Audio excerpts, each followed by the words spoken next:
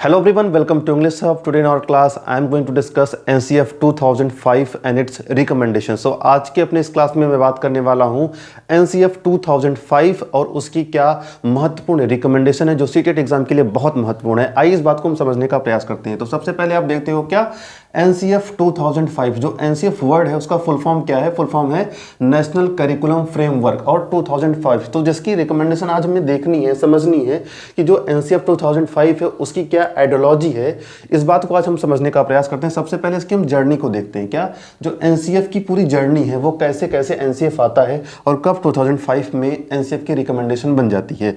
सबसे पहले जो NCF का पहला रिकमेंडेशन आता है वो 1975 में मतलब 1975 में, दूसरा 1988 में मतलब 1988 में, दूसरा क्या आता है, तीसरा जो आता है वो 2000 में आता है, 2000 में।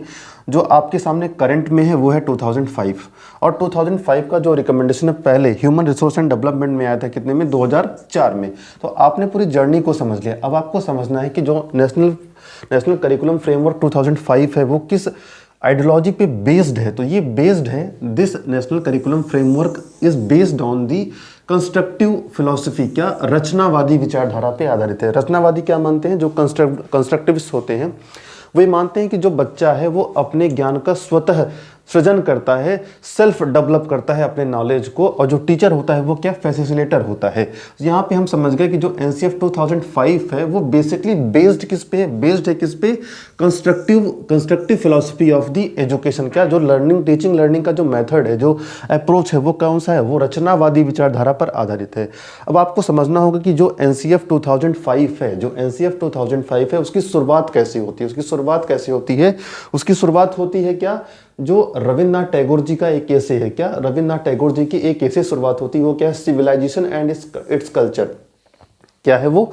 उसका जो टाइटल है वो है सिविलाइजेशन एंड कल्चर। सिविलाइजेशन क्या, सभ्यता और संस्कृति।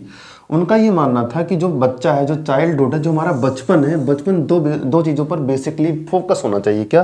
पहला क्रिएटिविटी पे, दूसरा क्या है, जॉयफुल पे। दूसरा क्या, पहला क्रिएटिविटी। क्या वो मानते थे कि बच्चों में एक सहज प्रवृत्ति होती है, बच्चों में एक इनेट एबिलिटी क्या होती है, कुछ तोड़ फोड़ के कुछ नया बनाने की। आप जिन पियाजे को रचनावादी मानते हो, जिन पियाजे को आप कंस्ट्रक्टिव स्कूल ऑफ फिलॉसफी का आप फादर मानते हो, तो क्या जो रचनावादी विचारधारा के पोषक हैं वो ये मानते हैं कि बच्चे अपने ज्ञान का स्वतः सृजन करते हैं। तो इसी बेस पे NCF 2005 भी आधारित था। वो क्या था, जो बच्चा है वो क्या है, क्रिएटिव है। जो बच्चा क्या है वो आनंद की प्राप्ति के लिए कार्य करता है। अब आपको ये समझना है कि जो ये NCF 2005 था वो किन किन बातों पे फोकस करता था। क्या ये जो NCF 2005 था वो सबसे पहले क्या हुआ, NCERT के द्वारा एक कमेटी गठित की गई जिसके अध्यक्ष थे, क्या जिसके प्रेसिडेंट थे प्रोफेसर यशपाल की अध्यक्षता में एक कमेटी बनाई गई और पूरे इंडिया में 21 नेशनल्स ग्रुप को फोकस किया गया।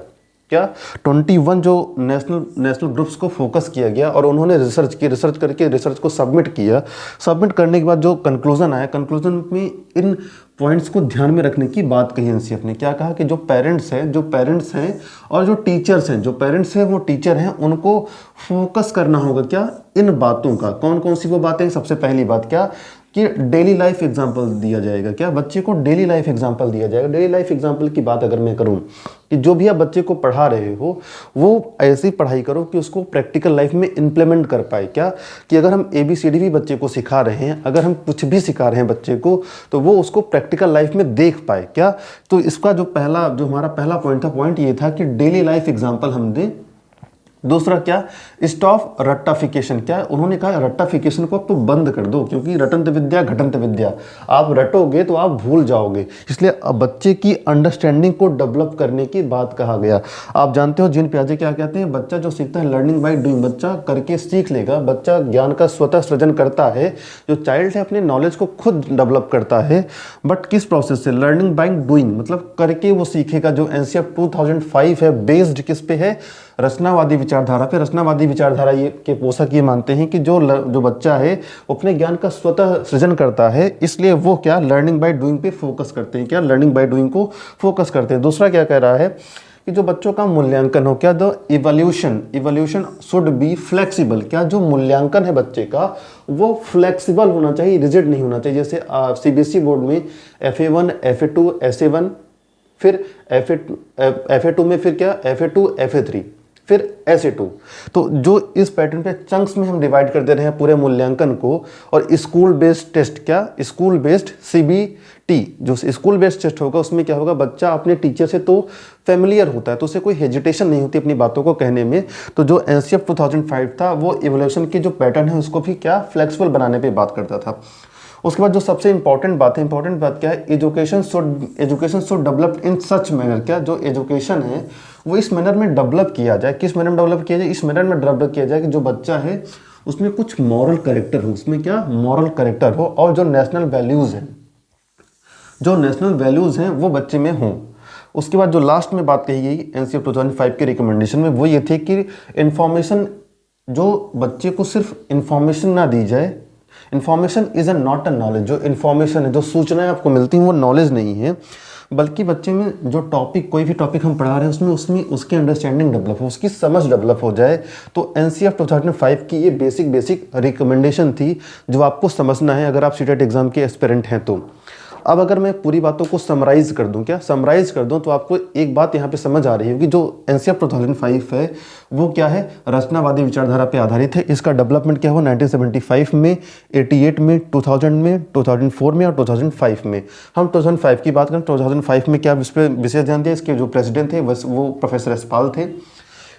NCF 2005 जो स्टार्ट होता है क्या रविन्द्रनाथ टैगोर के कि ऐसे क्या है सिविलाइजेशन एंड कल्चर। उसके बाद क्या वो मानते हैं कि जो बच्चा है, जो बचपन है वो क्या क्रिएटिव होना चाहिए, जॉयफुल होना चाहिए। उसके बाद उन्होंने 5 पॉइंट्स बताई। 5 पॉइंट कौन से थे, रियल लाइफ एग्जांपल, स्टॉप रट्टाफिकेशन, learning by doing, evolution should be flexible, और एजुकेशन शुड डेवलप क्या moral character and national values. उसके बाद अगर मैं लास्ट में बात करूँ क्या, जो information is not a knowledge, क्या इन्फॉर्मेशन कभी नॉलेज नहीं बन सकता, और जो नॉलेज है, नॉलेज बनने के लिए बच्चों में टॉपिक की अंडरस्टैंडिंग की डेवलप की बात करता है। तो आज के अपने इस क्लास में सिर्फ इतना ही। That's it for today. We will meet in the next video. तब तक के लिए धन्यवाद। जय हिंद।